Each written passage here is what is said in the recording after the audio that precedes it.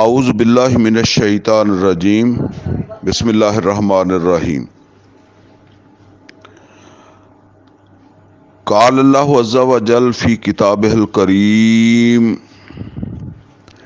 قالت یا ایہا الملأ انی القی الی کتاب کریم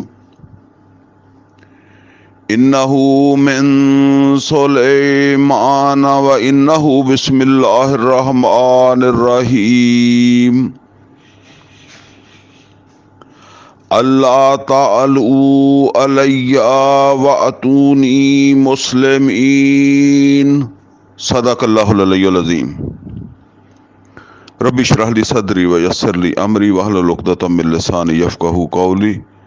اللہم ارنا الحق حقا وارزقنا اتباعہ وارنا الباطل باطلا وارزقنا اجتنابہ آمین یا رب العالمین۔ عزیز دوستو، یہ اس وقت میں نے یہ سورہ نمل ہے جس کی آیت نمبر 29، 30 اور 31 نمبر 3 آیتیں جو ہے وہ ان کی تلاوت کی ہے۔ ویسے تو ہر سال ہی دورہ ترجمہ قرآن کے دوران جو ہے وہ اس طرح کا احساس جو ہے وہ ہوتا تھا، لیکن اس دفعہ چونکہ رات ہی میں نے جو ہے وہ اس سپارے کا جو وہ ترجمہ کیا تھا، تو بس وہ ذہن کے اندر جو ہے وہ ایک بات آئی کہ اس کے حوالے سے جو ہے نا وہ کوئی علیحدہ گفتگو جو ہے وہ کر لی جائے۔ تو وہ عرض یہ ہے جی کہ ان آیات کے اندر ایک واقعہ ہے۔ میں پہلے وہ واقعہ جو ہے وہ مختصر جو ہے وہ آپ کو سنا دوں، سنا بھی ہوگا لیکن میں دوبارہ سنا دوں۔ سلیمان علیہ السلام اللہ تعالیٰ کے جلیل القدر پیغمبر جو ہیں، ان کو اطلاع ملتی ہے کہ ایک ملک ہے اور اس ملک میں جو ہے وہ ایک عورت جو ہے وہ حکومت کر رہی ہے، اور اس ملک کے رہنے والے جو ہیں وہ مشرک ہیں اور وہ سورج کی پرستش کرتے ہیں۔ اب یہ اطلاع جب سیدنا سلیمان علیہ السلام کو ملتی ہے تو سلیمان علیہ السلام جو ہے نا وہ اس کے اوپر جو ہے وہ ایک خط لکھتے ہیں اس ملکہ کو جو اس ملک میں حکومت کر رہی ہے، اور اس میں اس عورت کو جو ہے وہ کہتے ہیں کہ میرے سامنے سرکشی اختیار نہیں کرنی، اور میرے پاس جو ہے وہ فرما بردار بن کر حاضر ہو جاؤ، میرے پاس مسلمان ہو کر حاضری دو۔ اب یہ وہ عورت جو ہے نا اس نے جو ہے وہ اپنے بادشاہوں کو اپنے جو بھی اس کے وزیر مشیر تھے ان کو جو ہے وہ جمع کیا، تو ان کے سامنے جو ہے وہ یہ بات رکھی کہ جو ہے نا وہ اس طرح میرے پاس ایک خط آیا ہے جی، اس کا مضمون ہے۔ تو وہ جو اس کے وزیر مشیر تھے انہوں نے اسے کہا کہ ہم بڑے جنگجو ہیں، باقی فیصلہ جو بھی آپ کریں گی تو ظاہر ہے ہم اسے جو ہے وہ تسلیم کریں گے۔ تو وہ ان سے کہنے لگی کہ جو ہے نا وہ بادشاہ یا جو بھی حکمران کسی علاقے پر غلبہ پاتے ہیں تو وہ وہاں کے جو طاقتور لوگ ہوتے ہیں، عزت والے لوگ ہوتے ہیں، ان کو جو ہے وہ ذلیل کرتے ہیں۔ تو جو ہے نا وہ مطلب یہ ہے کہ اس کے خیال کے مطابق سلیمان علیہ السلام ایک طاقتور حکمران ہے، اور اگر اس کے ملک میں داخل ہو گئے تو پھر اس کا نتیجہ یہ ہوگا۔ تو اس نے کہا کہ میں جو ہے نا وہ ان کی طرف جو ہے وہ کوئی تحفے تحائف بھیجتی ہوں، کوئی قاصد بھیجتی ہوں، اور پھر دیکھتی ہوں کہ ان کا کیا رد عمل ہے۔ تو اس نے کوئی تحفے تحائف کو ہیرے جواہرات سلیمان علیہ السلام کو جو ہے وہ بھیجے، اور جب وہ قاصد وہاں پہنچا تو سلیمان علیہ الصلوۃ والسلام نے اس سے کہا کہ تم مجھے یہ تحفے تحائف، یہ ہیرے جواہرات دے کر جو ہے وہ تم راضی کرنا چاہتے ہو، تو یہ لے کر واپس لوٹ جاؤ اور ان کے ساتھ جو ہے وہ تم ہی جو ہے وہ ان کے ہونے پر جو ہے وہ خوشیاں مناؤ، مجھے ان کی ضرورت نہیں ہے، اور مجھے میرے رب نے جو کچھ دیا ہے وہ بہت بہتر ہے جو تم مجھے دے سکتے ہو یا دو گے۔ اچھا، وہ واپس چلا گیا اور ساتھ ہی یہ ان کو یہ بھی بتا دیا کہ جا کر ان کو بتا دو کہ اگر میرے اس حکم کے مطابق عمل نہ ہوا تو پھر میں ایسے لشکر لے کر آؤں گا کہ ان کو وہاں ان کے ملک سے نکال دوں گا اور ذلیل کر دوں گا، رسوا کر دوں گا۔ تو بہرحال آگے جو ہے وہ پھر یہ بات ہے کہ وہ جب اسے اطلاع ملی تو وہ فوراً جو ہے وہ عورت جو ہے وہ آ گئی سلیمان علیہ الصلوۃ والسلام کے پاس اور مسلمان ہو گئی۔ باقی تفصیل سے واقعہ دیکھنا تو یہ وہ سورہ نمل کے اندر جو ہے وہ موجود ہی ہے، مختصر یہ ہے۔ اب میں جو اس پر بات کرنا چاہتا ہوں نا وہ اس حوالے سے ہے کہ جب یہ واقعہ ہم عام مسلمان جو ہے وہ اس کو جو ہے وہ پڑھتے ہیں تو چونکہ ہم دین کی جو صحیح روح ہے اس سے واقف نہیں ہیں تو ہمیں بھی ہوتا ہے، اور خاص طور پر اگر کوئی غیر مسلم ہوں گے تو ان کو تو یہ یقیناً بہت زیادہ جو ہے وہ محسوس ہوتا ہوگا۔ یہ تو اتفاق ایسا ہے کہ یہ سلیمان علیہ الصلوۃ والسلام بنی اسرائیل کے پیغمبر تھے نا، ہمارے بھی ہیں لیکن آئے تو بنی اسرائیل کی طرف سے، تو شاید اس وجہ سے وہ چوپ ہیں، ورنہ پراپوگنڈا سیدنا محمد رسول اللہ صلی اللہ علیہ وسلم کے مقابلے میں اس پر بہت کرتے کہ سلیمان علیہ الصلوۃ والسلام کو کیا حق تھا، انہوں نے جو ہے وہ ایک ملک کی حکمران جو ہے اس کو یہ جو ہے وہ اتنی بڑی جو ہے وہ دھمکی دی۔ سوال یہ پیدا ہوتا ہے کہ اس عورت کی نے کیا پریشان کیا تھا سلیمان علیہ الصلوۃ والسلام کو؟ اس نے کوئی اس کے ملک میں دہشت گردی کروائی تھی، یا جو ہے نا وہ اس نے کوئی اس کے دہشت گردوں کو جو ہے وہ کوئی پناہ دی تھی؟ اور سلیمان علیہ الصلوۃ والسلام کو تو اس ملک کا معلوم بھی نہیں تھا، وہ جو اطلاع لانے والا تھا ہدہد اسی کے ذریعے پتہ چلا نا کہ ایسا بھی ایک ملک ہے۔ تو مطلب یہ ہے کہ اس کو کیا کہا جائے کہ سلیمان علیہ الصلوۃ والسلام نے یہ ایسا کیا، ان کو کیسے یہ حق جو ہے وہ اس کو تسلیم کیا جائے کہ انہیں یہ حق تھا؟ تو چنانچہ جو ہے نا وہ یہ پھر اس طرح کی جو بات ہے وہ بعض اوقات ہم لوگ بھی جو ہے نا وہ اس کے اندر جو ہے نا وہ اپنے آپ کو بیک فٹ کے اوپر جو ہے وہ محسوس کرتے ہیں۔ تو یہ اصل کے اندر وہ اعتراض ہے جس کو میں نے چاہا کہ اس پر میں کوئی گفتگو جو ہے وہ کروں۔ دیکھیں، بات یہ ہے کہ قرآن حکیم کے مطابق قرآن حکیم میں بار بار یہ بات کہی جاتی ہے کہ اللہ ہی مالک ہے آسمانوں کا، زمین کا اور جو اس کے درمیان میں ہے۔ اس کا مطلب یہ ہے کہ ہر چیز کا مالک، خالق اور حکمران وہ اللہ ہے۔ اور یہ بات جو ہے نا وہ اللہ تعالیٰ نے قرآن حکیم کے اندر جو ہے وہ فرمائی ہے کہ کیا تم سمجھتے ہو کہ اللہ احکم الحاکمین نہیں ہے؟ سب حاکموں کے اوپر جو ہے وہ جو بڑا حکمران ہے، سب حکمرانوں کا اس کے تابع ہیں، تو کیا الیس اللہ باحکم الحاکمین، اللہ حاکموں کا حاکم نہیں ہے؟ تو اب بات یہ ہے جی، حاکم تو وہی ہوتا ہے جس کا حکم چلتا ہے، اور جس کا حکم نہیں چلتا وہ گھر میں بھی حکمران نہیں ہوتا۔ بے شک اللہ تعالیٰ نے فرمایا الرجال قوامون علی النساء، اگر اس کی گھر میں چلتی نہیں ہے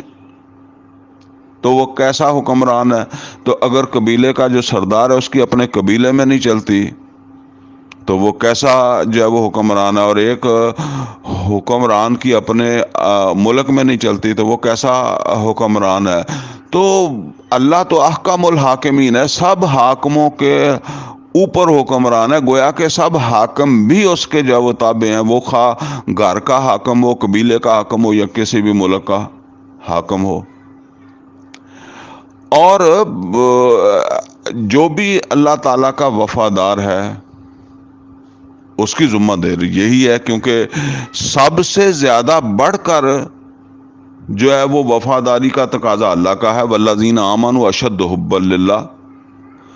تو اب اللہ تعالیٰ کی اس حکمرانی کو جو ہے وہ قائم کرنے کے لیے، بحال کرنے کے لیے جو ہے وہ جد و جہد کرنا، کوشش کرنا، اس کی جو مخالف قوتیں ہیں ان کے ساتھ جو ہے وہ پنجہ آزمائی کرنا، ان کو ان کے ارادوں اور مقاصد کے اندر جو ہے وہ ناکام بنانے کی کوشش کرنا۔ بنانا تو اللہ تعالیٰ نے بہرحال بنانے کی کوشش کرنا، تو یہ تو دین کا جو ہے وہ تقاضا ہے۔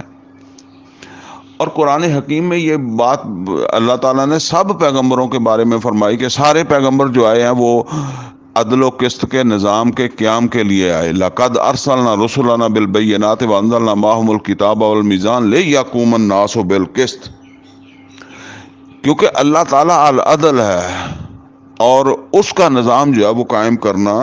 یہ تمام پیغمبر جو تھے ان کی آمد کا مقصد تھا۔ یا یوں سمجھ لیں کہ یہ اس پودے کا پھل تھا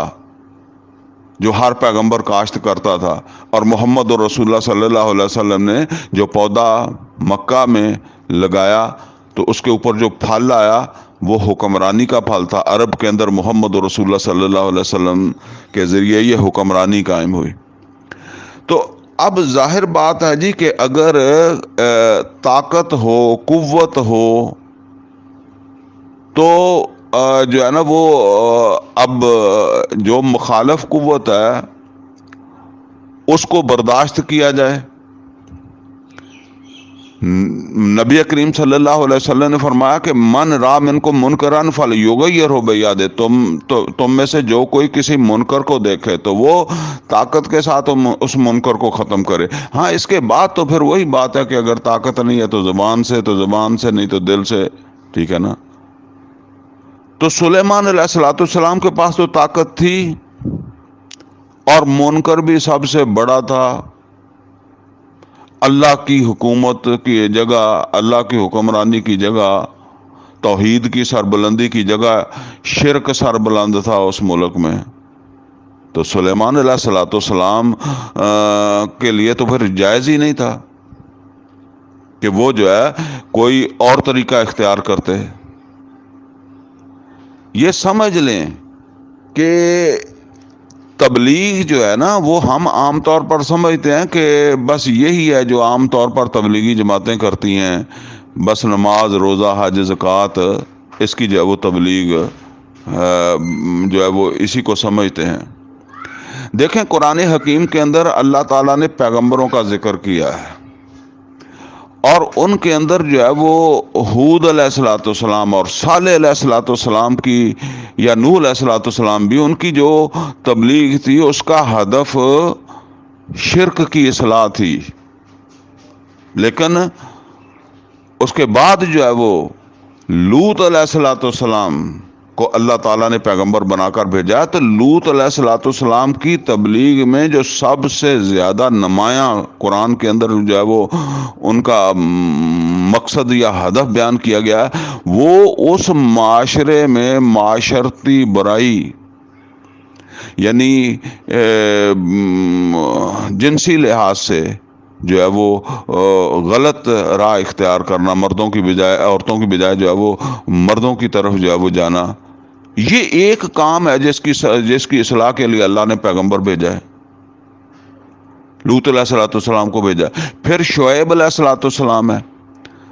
تو شعیب علیہ السلام کی جو دعوت تھی، تبلیغ تھی، اس میں سارا جو ہے وہ آپ کا جو ٹارگٹ تھا وہ کیا تھا؟ وہ معاشی نظام کی خرابی تھی، کم تولتے تھے، جو ہے وہ ناپ تول میں کمی کرتے تھے، ڈکیتیاں کرتے تھے، تو اس کے لیے اللہ نے پیغمبر بھیجا۔ تو جو ہے نا وہ لوط شعیب علیہ الصلوۃ والسلام کی جو تبلیغ تھی وہ تو معاشی نظام کی اصلاح کے لیے تھی، جس طرح لوط علیہ الصلوۃ والسلام کی تبلیغ تھی وہ معاشرت کی اصلاح کے، معاشرتی نظام کی اصلاح کے لیے جو ہے وہ تھی۔ اسی طریقے سے جو ہے وہ پھر اللہ تعالیٰ نے موسیٰ علیہ الصلوۃ والسلام کو بھیجا، تو موسیٰ علیہ الصلوۃ والسلام کو جو ہدف اللہ نے دیا وہ یہ دیا تھا کہ فرعون کی قوم سے بنی اسرائیلیوں کو آزادی دلاؤ۔ فرعون نے ان کو غلام بنایا ہوا ہے، یعنی جو ہے نا وہ کسی قوم کو اس کی غلامی سے جو ہے وہ نجات دلانی تھی، جس کے لیے اللہ تعالیٰ نے موسیٰ علیہ الصلوۃ والسلام کو یہ ذمہ داری جو ہے وہ دی۔ اور جو ہے نا وہ اب گویا کہ موسیٰ علیہ الصلوۃ والسلام کی جو فرعون کو تبلیغ تھی وہ تو اصلاً یہی تھی کہ بنی اسرائیل کو جو ہے وہ میرے ساتھ جو ہے وہ جانے دو، اس کو جو ہے وہ آزاد کر دو، ٹھیک ہے، یہ تھا ہدف۔ اور محمد الرسول اللہ صلی اللہ علیہ وسلم کی تبلیغ میں یہ سب چیزیں جو ہے وہ شامل تھیں، یعنی وہ شرک بھی، اور پھر اسی طریقے سے جو ہے وہ معاشرتی سطح کے اوپر جو ہے وہ ابھی آپ نے سورہ نور جو ہے وہ پڑھی ہوگی، سنی ہوگی، تو اس کے اندر وہ زنا اور اس طرح کی جتنی بھی چیزیں ہیں ان کی اصلاح کی بات ہو رہی ہے، یعنی معاشرتی اصلاح کی بات، اخلاقی برائیوں کی اصلاح۔ پھر اسی طریقے سے سود ہے، جوا ہے، معاشرتی نظام جو ہے اس کی بھی اصلاح۔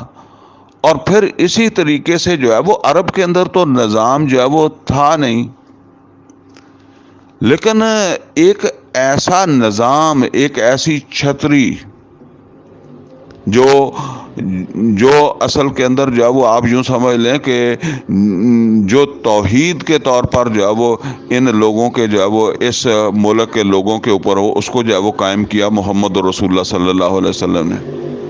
نبی صلی اللہ علیہ وسلم تو ظاہر بات ہے کہ جو ہے نا وہ آپ تو بس اس نظام کو آپ نے قائم کیا اور آپ دنیا سے چلے گئے، اس کی کوئی اگرچہ ایکسٹینشن کی بھی کوشش کی، لیکن وہ اتنی جو ہے وہ اتنی نمایاں نہیں کہہ لیں، یا اتنا لوگوں کے علم میں نہیں ہے۔ اور ابو بکر صدیق رضی اللہ تعالیٰ عنہ کے دور میں وہ جو بھی سازشیں ہو رہی تھیں ان سازشوں کو ہی جو ہے وہ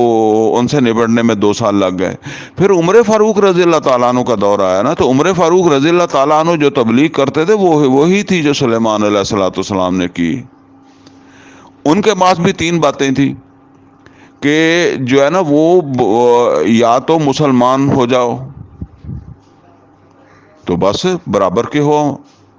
دوسرا کیا ہے، یا پھر یہ ہے کہ اسلام کا جو نظام ہے اس کو قبول کرو، اس کے تابع رہو،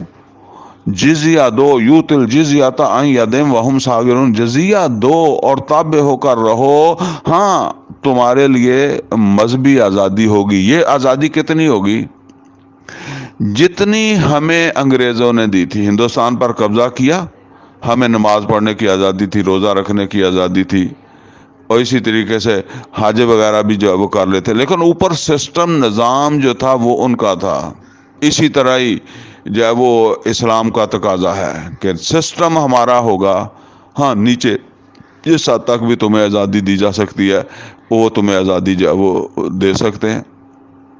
تو اگر یہ دونوں چیزیں تمہیں قبول نہیں ہیں، مطلب اسلام بھی تم نہیں لانا چاہتے اور تابع ہو کر بھی نہیں رہنا چاہتے، جزیہ بھی نہیں دینا چاہتے، تو پھر تلوار تمہارے اور ہمارے درمیان فیصلہ کرے گی، پھر جو طاقتور ہے اسی کا نظام ہوگا۔ تو یہ سمجھ لیں، یہ عمر فاروق رضی اللہ تعالیٰ عنہ کی تبلیغ وہی ہے جو سلیمان علیہ الصلوۃ والسلام کی تبلیغ ہے، اور یہ کوئی غلط نہیں ہے، یہ بالکل جو ہے وہ درست ہے، اور اس کے اوپر جو ہے وہ شرمندہ ہونے کی ضرورت نہیں ہے۔ اس کی وجہ یہ سمجھ لیں کہ یا تو ہم اپنے ایمان سے دستبردار ہو جائیں، تو یا پھر یہ ہے کہ ہمیں جب ہم اللہ پر، اللہ کے رسول پر اور اللہ کی کتاب پر جب وہ ایمان رکھتے ہیں تو بالکل یہ تقاضا ایمان ہے، اور اس کو نہ پورا کرنا جو ہے وہ جرم بن جائے گا نا۔ تو اب مسئلہ صرف یہ ہے کہ وہ جب کمزوری ہوگی تو پھر اور بات ہے۔ وہ ملکہ سبا جو ہے وہ کمزور تھی، تو اس کا کردار وہی ہے جو ہمارے ہاں پرویز مشرف کا کردار تھا، اور بلکہ میں تو سمجھتا ہوں کہ پرویز مشرف سے بھی کم از کم اس کی کوئی حیثیت تھی، یہ تو اس سے بھی جو ہے وہ زیادہ جو ہے وہ ذلت کے اندر جو ہے وہ چلا گیا۔ لیکن یہ سمجھ لیں، اگر آپ اس سے شرمندہ ہیں، آپ اسے جو ہے وہ سمجھتے ہیں کہ یہ کوئی اچھا کام نہیں ہے، درست کام نہیں ہے، تو پھر یہ اچھی طریقے سے سمجھ لیں، آپ دنیا کے اندر نظر دوڑائیں، مسلمانوں کے علاوہ جو بھی ہیں، سکندر اعظم اس نے کیا کیا، کتنی دنیا اس نے فتح کی، اور پھر جو ہے وہ آپ دیکھیں کہ انگریزوں نے کہاں تک دنیا جو ہے وہ فتح کی، غروب نہیں ہوتا تھا اس میں سورج۔ پھر آپ دیکھیں کہ روس نے کتنے، مطلب طاقت ہے نا، طاقت کے بغیر تو ہو ہی نہیں سکتا، تو طاقت ہے تو پھر کتنی دور تک جو ہے وہ روس نے اپنا نظام جو ہے وہ قائم کیا۔ اس نے کوئی ہمارا قرآن پڑھ کر تو نہیں کیا نا، یا سلیمان علیہ الصلوۃ والسلام یا عمر فاروق رضی اللہ تعالیٰ عنہ کی ان کی جو ہے وہ پیروی میں تو یہ کام جو ہے وہ نہیں کیا نا، اور اس کو ان کی قوموں نے درست بھی کہا۔ ہاں جب وہ کمزور ہو گئے تو پھر ان کو جو ہے وہ چھوڑنا پڑا، ایسا تو مسلمانوں کے ساتھ بھی جو ہے وہ ہوا۔ تو آج امریکہ پوری دنیا کے اندر جو ہے وہ اپنا اثر و رسوخ پیدا کرنے کی کوشش کر رہا ہے، ہر کوئی کر رہا ہے۔ آپ اس کو غلط بھی سمجھیں گے تو دنیا نہیں سمجھے گی۔ ہاں دنیا تمہیں ملامت کرے گی کہ تم ایسا نہ سوچو، ایسا نہ کرو، لیکن خود ایسا ہی کریں گے، اور جو ہے وہ تمہیں غلام بنا کر جو ہے وہ رکھیں گے۔ آج آپ ذرا غور کریں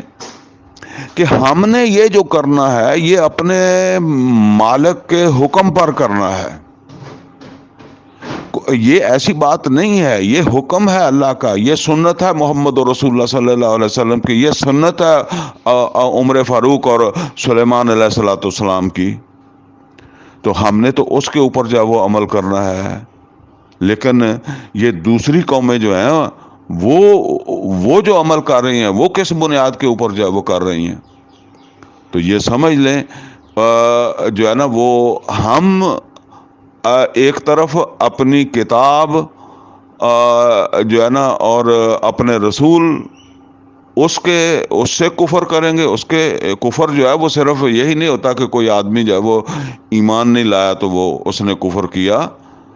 بلکہ ناشکری کو کفر کہتے ہیں۔ تو پھر ہم اس کفر کے اندر مبتلا ہوں گے، اللہ تعالیٰ کے یہاں جو ہے وہ سزا پانے کے جو ہے وہ مستحق بن جائیں گے،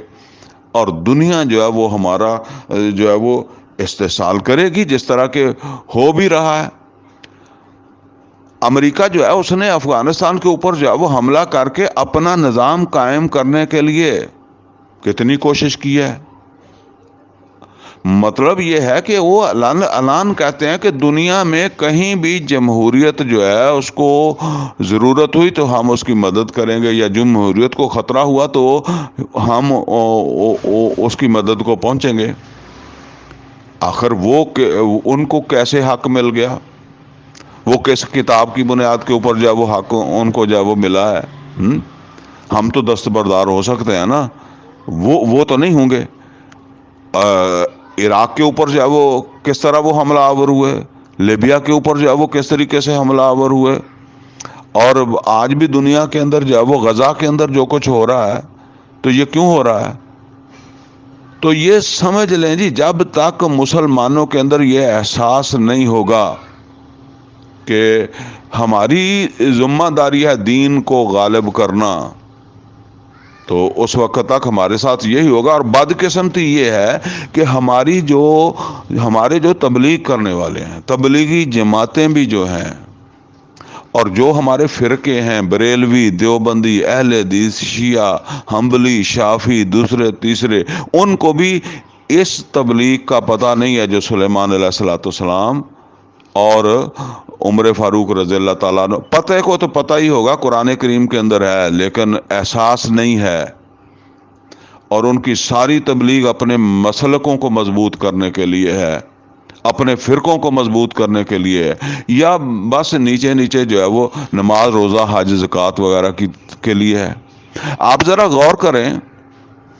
اگر یہی تبلیغ کافی تھی تو سورہ توبہ کے اندر جو لوگ تبوک نہیں گئے تھے انہوں نے مسجد نبوی کے اندر نمازیں تو پڑھی تھیں، عبادات، ذکر، اذکار، سارا کچھ ہی جو ہے وہ کیا تھا نا۔ تو پھر کیوں جو ہے ان کو جو ہے وہ اتنا بڑا جو ہے وہ الزام اللہ تعالیٰ کی طرف سے جو ہے وہ دیا گیا؟ ذرا سورہ توبہ کا صحیح طریقے سے مطالعہ کر کے جو ہے وہ دیکھیں۔ جو احد نہیں گئے تھے انہوں نے کوئی نماز روزہ تو نہیں چھوڑا تھا، وہ مسجد نبوی کے اندر جو ہے وہ نمازیں پڑھنے والے تھے۔ جو تبوک گئے تھے 3 مہینے نہ مسجد نبوی کے جمعے نہ مسجد نبوی کی جماعتیں، 3 مہینے ان کو جو وہ لگ گئے تھے۔ اور جو خندق کھودتے وقت جو ہے وہ جن کی نمازیں جو ہے وہ چھوٹ گئیں، وہ ان کا مقابلہ وہ کر سکتے ہیں جنہوں نے خندق کے اوپر جو ہے وہ ڈیوٹی نہیں دی اور مسجد نبوی کے اندر جو ہے وہ نمازیں پڑھی؟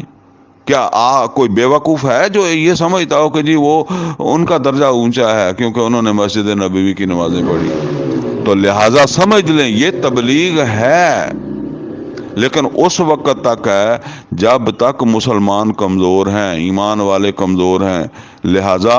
جو ہے نا وہ یہ تو صحیح ہے، جب کمزور ہیں تو یہی تبلیغ کرنی پڑے گی، یہ کمزوری کی تبلیغ ہے۔ اور ایک ہے طاقتور کی تبلیغ، وہ میں نے جیسے آپ کو بتایا کہ اللہ نے ہمیں اجازت دی ہے، بلکہ اجازت کیا دیا، اجازت میں تو آپ کے پاس آپشن ہوتا ہے، اللہ نے حکم دیا ہے ایسا کرنے کا۔ اور یہ بات سمجھ لیں کہ یہ غلبہ حاصل کرنا یہ انسانوں کی فطرت ہے، ہر پیغمبر غلبہ حاصل کرنے کی کوشش کرتا رہا، ٹھیک ہے، اور دنیا کی ہر قوم غلبہ حاصل کرنے کی کوشش کرتی ہے، وہ چین ہو، امریکہ ہو، سکندر اعظم ہو، کوئی بھی ہو۔ تو بات صرف یہ ہے کہ مسلمانوں کو جس غلبے کا حکم دیا گیا وہ ہے اللہ کے دین کا غلبہ، اللہ کی حکمرانی، اللہ کے نظام کی سربلندی۔